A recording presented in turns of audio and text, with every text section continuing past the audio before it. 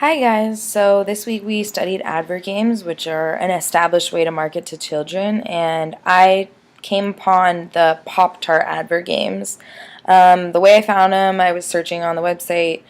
I really like Pop-Tarts, so I just went to the Pop-Tart website and I searched for Pop-Tart games, and there was about like 11 games that popped up.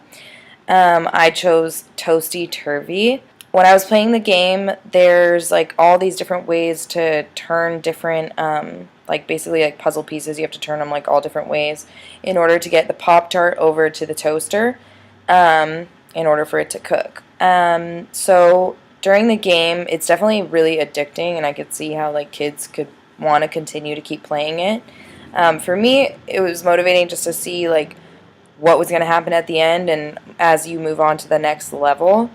But I think as far as like cognitive abilities of children, they would just make you want to play the game and then eat Pop-Tarts. It was pretty basic. There wasn't any like really huge objectives just to get like from one place to the other. So I guess being able to motivate or to know which way that the different pieces had to be turned. And as far as Fish's cognitive capacity model, so first they process the narrative content, which is the fact that they love the Pop-Tarts and then they want to play this game, and then the educational part would be having to have the cognitive ability to turn the different pieces, and certain young children might not be able to connect that depending on how young they are. So as far as the model goes, it goes from processing narrative content to educational content, and then they have to find out the difference between the two. I think that kids wouldn't be able to tell the difference. I think they would just think they're playing a game for Pop-Tarts.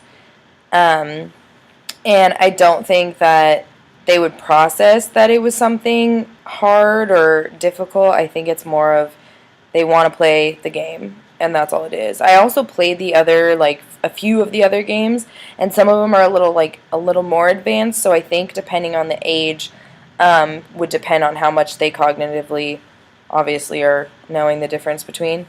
And I also noticed that the website focused on the fact that it was winter, so I don't know how often they update this website and these games, but these games were definitely focused on winter time and the Christmas holiday season. There are a lot of like the Pop-Tarts in the snow, the Pop-Tarts on sleds and different things like that. So I wonder if throughout the summertime, if they changed like Pop-Tarts on the beach and things like that. The game was constructed really basic. It was nice graphics. It was colorful. It was attention grabbing, and but it wasn't anything like crazy, like difficult to like notice or anything like that. I think it was a fun game to play, and it'd be interesting to see what other advert games there are because I've never played these type of things before, and this is the first one I came upon, and it was actually pretty interesting.